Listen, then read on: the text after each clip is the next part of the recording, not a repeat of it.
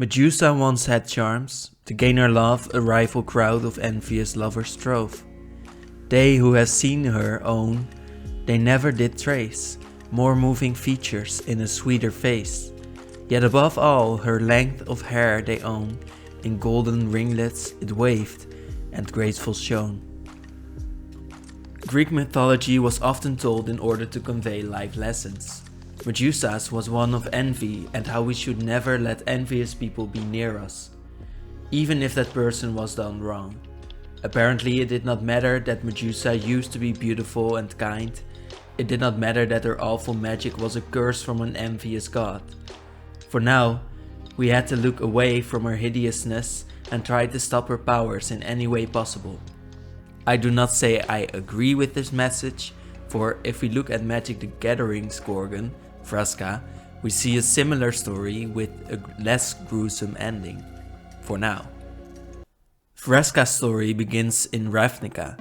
A Gorgon on Ravnica has a somewhat downtrodden reputation.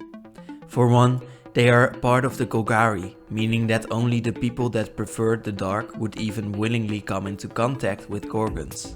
Secondly, they have a murderous nature and like to gather statues of people they killed. Actually, they like to gather the statues of people that they have turned to stone. The Gorgon mantra is, from death, life, which they say in disrespect to people they hated who have died. People don't like this motto or being turned to stone for that matter. Lastly, Gorgons on Ravnica have tried to overtake the Golgari power many times in Ravnica's history, resulting in an eventual loss for the Gorgons a long time ago. And losers of wars are always the bad guys, so even when there seemed to be only one Gorgon left named Ludmilla, she was still banned to the Undercity forever. This did not count for Vraska as she stayed hidden for all this time. Oh, and Ludmilla used to be part of the Sisters of Stone. This sisterhood once successfully overthrew the Parun of the Golgari. A Parun is the first person to start the Undergrowth People's group. This Parun was called Svodkir and was later resurrected in the schemes of a vampire where he would kill two of the three sisters. Note that the Parun's tomb would later be where Vraska chooses to live whenever she feels angry at the world. For today, we shall not go into this complicated history of Gorgons too much, just know that the Ravnicans do not have fond memories of Gorgons, or the Golgari for that matter, even before Vraska started murdering a lot of people. Oh, lastly about Svodkir, he was also called the God Zombie even before Amonkhet existed. Now that was lastly about Svodkir, but he was the first Golgari. He made the Golgari from a ragtag band of elves and his own army of zombies. Nowadays the Golgari have grown in size massively. They focus on death magic and other rotten forms of power, and they mostly live under the city in the aptly named Undercity.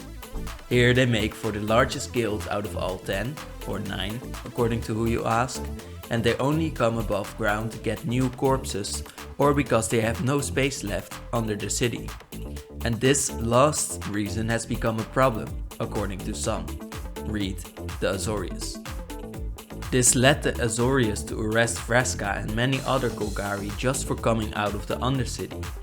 Vraska did escape an arbiter, someone who passes on judgment for the Azorius guild, and Vraska then continued to assassinate every judge or arbiter that had to do with this raid on the Golgari, which meant a lot of people, as we are talking about the bureaucratic Azorius. Still, it is not only the judgment that Vraska despises, it is the blind judgment of the Azorius that wastes life, without thinking of the cycle between it and death. The Golgari would kill people, but only if it strengthened the cycle of life and death. We see Vraska in her assassin period here, where she is just a myth for Ravnica. No one notices her killing people for now until it is too late. Everyone that tries to chase her dies, as we see in her first ability, and with a bit of effort she can destroy any permanent. She also gathers her own crew, as we see in her ultimate. Note that this takes a lot of effort. These assassins can kill players. The art from Alexei Briclot shows us someone towering above us in the Ravnican sun. Someone regal and out of reach, and someone that we would like to keep the same distance off. Even though Vraska is an assassin that can turn her victims into stone, she always has been a sweet person that likes to drink tea in a cafe next to the library. It's just that she is a Golgari with snakes for her hair, and that meant that she believes that life is the same as death. Only the swarm's survival matters. This is why she can honestly say that she fights for Ravnica as a whole while she murders half of it. I previously said that the Gorgon's motto is from death, life. Vraska's own motto at this time is, a person should die the death they deserve. Yeah, that is really her motto. She used this saying to justify why she would kill people in such cruel ways. Incidentally, these cruel judgments were what gave her a massive following among the Ravnican rabble. She would kill mostly Azorius people in ways that would befit their crimes in life, or her crimes according to Vraska. An interesting aspect of this moment in her life was that she was now passing on the judgment that she despised herself. After this lonely period, she tried to recruit friends, like Jace, who passed on being a subordinate again. Then Vraska returned to the Undercity to find the Crawl willing to join her cause. I will get into this attempt at recruiting Jace later, but let's go into this period and see how she learned to be less judgmental again. As she even learned from the Crawl's leader Mazarek, who told Vraska over a cup of sugar tea that he did not know the concept of ego, and Mazarek asked Vraska what pride was. Vraska answered, "Throughout my life, many have made the mistake of not taking me seriously, as an expert or as a threat. If I am to be met with disrespect, then I must first love myself with a fierceness no fool can take away." And this, I think, is her new life's motto. Oh, and about tea, Vraska apparently liked going to bookstores to read memoirs of cool people even when she was an assassin. Now, to emphasize this change in character from Vraska, let us look at Mazarek, who is an interesting character and is right now the leader of the Crawl. He should be an emotionless ant, therefore, and should just be a part of his hive. But he has brought pride into his hive, a pride that he learned from Vraska. And he used this pride to want to resurrect the Erstwhile, who used to belong to the Parun of the Golgari. The Erstwhile is an army of ancient zombies, and Mazarek used this army to point them towards the common enemies of Mazarek and Vraska. These were the Dark Elves, who oppressed most of the other Golgari, and with them the Gorgons and the Crawl. This aggression was a sentiment dear to Vraska. Later on, this pride for Mazarek would rip Mazarek away from his swarm, and the same could have happened with Vraska and her previous pride. Vraska would come into the same situation later. At first she would become a queen, and her outward appearance is well seen when we look at this art from Magali Villeneuve. Her massive snake hair and her confidence as she could lurch forward any moment shows us that her personal strength is always great. Yet now that she is a queen to her people at least, she can start sacrificing her underlings to gain power.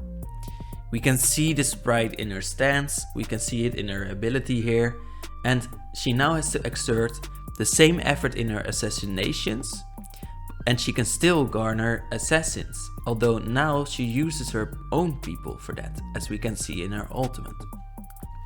Now we see a sort of pride here, and before we go into why this pride is necessary for Vraska as a character, let's look at another thing from Vraska's personality that is her own home on the top side of Ravnica. Note that we are still looking through the eyes of an ant the size of a horse. Vraska's chamber was cozy, above all else.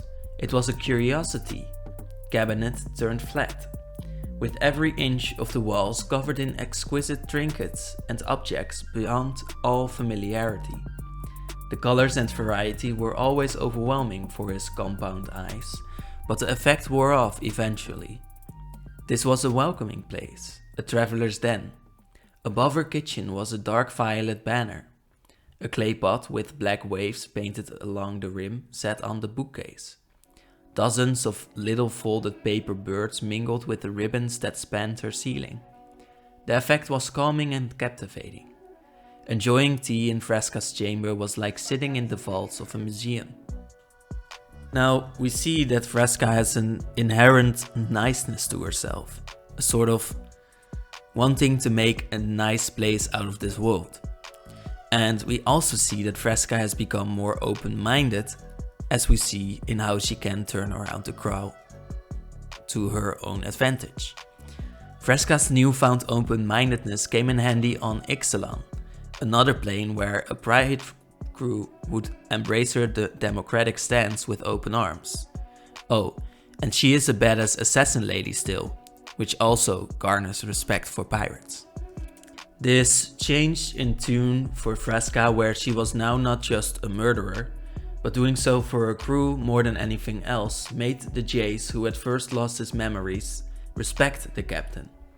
Even when he regained his memories of her coercing him into subservience, as I said before, he still forgave Vraska, because yes, she had tried to force him, but Jace now also sees that Vraska needed allies. And he knows that he did too. I've heard a lot of critique against their romance, but I think I do understand it after having read every little bit about Vraska. This Golgari queen on a pirate plane saw Jace and only now realized that Ravnica was Jace's home too. Jace, who had been an outsider of Ravnica at first, as Vraska is an outsider to Ixalan, but they both could still love these planes. Jace made her realize that home is not just the place where you were born, it is the place where your love lies.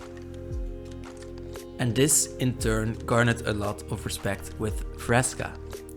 We see Vraska's growth here, where instead of her finding it hard to find allies, it now comes most easy to her. Destroying things is just as easy as ever, of course, and with enough effort she can threaten even a player, like her ultimate always does. But her +2 shows us that finding allies just gives her more energy. This new Captain Vraska was terrified by the idea of Jace having to remove her memories of him and the belligerent on Ixalan. She did not want to return to being a ruthless queen, but she still suggested it, because she knew that this would be the right thing to do for Jace and herself. If she had been thinking about her more sensitive side, she might not have done this, but she still has something practical in herself. Still, even though she did not remember Jace, she would still feel his memory later in her mind. This is because Jace doubted this action too. Vraska then returned to Ravnica to find a letter from Bolas telling her to come to him. When she showed off her distorted memories to this god pharaoh, she felt pride again, showing us how she used to view love. Back on Ravnica, Vraska started off by killing her old Golgari rival Gerard, so she was basically the same. It was only later that she asked Xedic to return her memories. Now, how could Xedic notice Vraska had memories tucked away and Nicol Bolas did not? Well, a few reasons. Jace had argued that Bolas would not seek for what he did not expect, as if he would not be through. In the story we do see him being through, though, so that cannot be the whole story. The second most important reason is that Vraska did not like killing anymore. She felt like she was not herself. This change in character prompted Xedic to look into her thoughts, and he found something strange there, because he knew what to look for. That is why he could sense her thoughts and Nicol could not. Vraska now realized she wanted to simp for Jace, and to do so she turned on her master, Nicol Bolas, with an army of trolls and zombies. But during this change of character, Vraska was still very confused. So even though she now remembers that she loves Jace, she still feels this hate for the Azorius, and because of this, because she wanted clarity, she killed Esperia. So Vraska did kill again after being forgiven thousands of times. She did it because she believed it would solve her problems, or that is what she told us and herself. But even though we can see it is written as heroism, we should know that there should be consequences to this. So out of revenge, Relzarek and Aurelia ordered a large-scale attack on the whole of the Golgari, and of course they fought back. They did not see the murder of Vraska towards Esperia as a murder, but only as a part of the cycle, and here their views differ. This meant that their whole cycle right now was being attacked, so of course they would defend. Other than her own relapses of murdering Azorius people and backstabbing people, even though she says she does not like backstabbers, Vraska is a practical person, as we see when she interacts with Hakara, the Rakdos artist, who likes to joke about ghost assassins when she speaks with Kaya. Meanwhile, Vraska would just ask about the task at hand and continue to work on it throughout Hakara's ramblings. Still, she was not as practical to tell Relzarek about her love for Jace, even though that would have persuaded Rel that Vraska would be on the Ravnican's side against Bolas. Vraska is hiding a sweet part about herself at all times, and this again resulted in her standing right against Relzarek and the Ravnican alliance. Later on, again because there are a lot of changes of mind with Vraska in this story, she confesses to Jace that she knew killing Esperia was bad, but Jace forgave her again, probably out of love, although there is no written reason for this forgiveness. Now Vraska's personality is a conflicted one, but we do learn that she just likes fighting together with capable allies. I think this is a more honest description of her motivation, as maybe she still is an assassin even though her loved ones tell her not to be one. But she still wants to be together with her friends. This is why she switches between her multiple personalities. It could be that the writers just switch between personalities because they don't read the descriptions, but I give her this explanation. After the War of the Spark, Vraska was tasked with killing Dovin so that she could make amends for her siding with the Dragon God. She failed because Dovin offered to help Vraska back in her seat as the Golgari leader. Vraska staged Dovin's death on Kaladesh by having Chandra burn him, but not to death, and afterwards Dovin would return to Ravnica and would then be assassinated by a henchman of Lazav from the Dimir. Now apparently Lazav can blackmail Vraska into doing what he says, because she had not killed Dovin himself, but he did it now. Now for one moment back to just before this mission, a better told event was how Vraska would kill Gerard. I think it's cool about this event to see that Vraska did not like Gerard's room with decaying humans for plants, even though that was her style as well, showing that she now has a distaste for the slowly rotten, even as a Golgari queen. She said she did not like this because she did not like backstabbery anymore, and she shows this by not backstabbing Gerard but rioting against him by letting a troll kick in his door before stabbing him from the front, in an honorable way. But why does Vraska want to be guild leader so badly? Does she just want power for the sake of it? Well, not anymore. Gerard was a leader that favored the eldest members of the Golgari swarm, basically only the dark elves of it.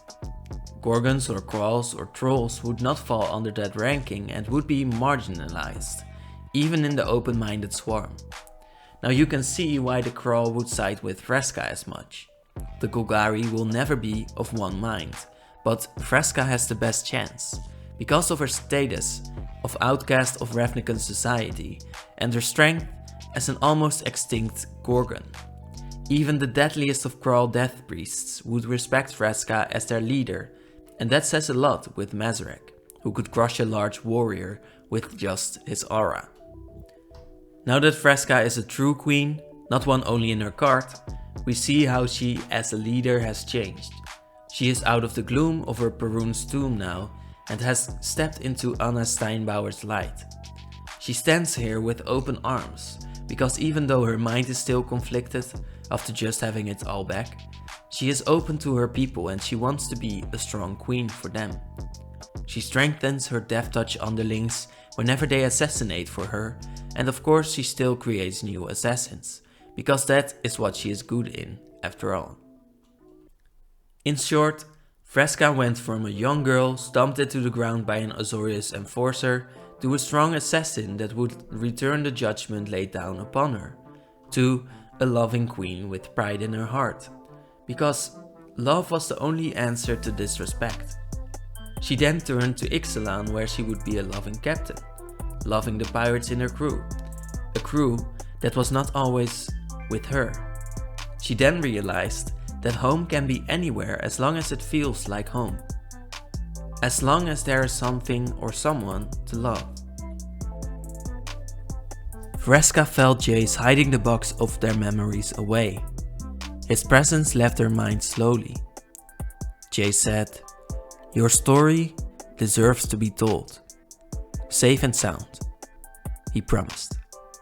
"I will see you soon." Vraska said, "Tin Street Market, right? Coffee and a book?" he asked hopefully. "Coffee and a book," she replied, and Vraska smiled.